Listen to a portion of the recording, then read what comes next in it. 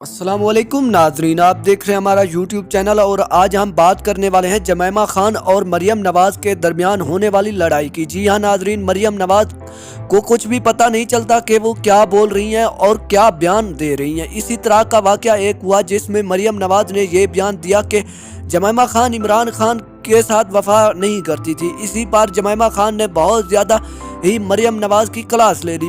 مریم نواز منہ دکھانے کے قابل نہ رہی۔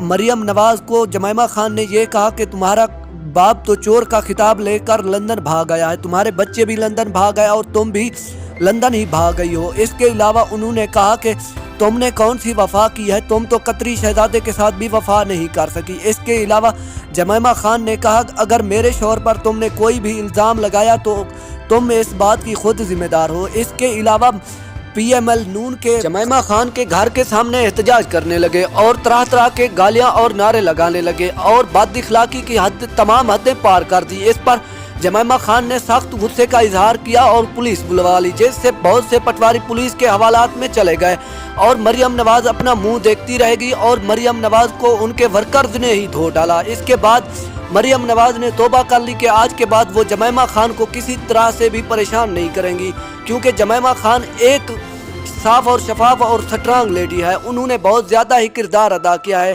جمیمہ خان نے عمران خان کے بچوں کی پرورش اسلامی طریقے سے کی ہے اور ان کے بچوں کو اس طرح پروان چڑھایا ہے کہ جس طرح ایک سچا مسلمان ہو۔ ان کے بیٹوں نے بھی یہی اعلان کیا ہے کہ وہ جلد پاکستان میں جائیں گے اور اپنے باپ کے ساتھ کندھے سے کندھا ملا کر سیاست میں حصہ لیں گے۔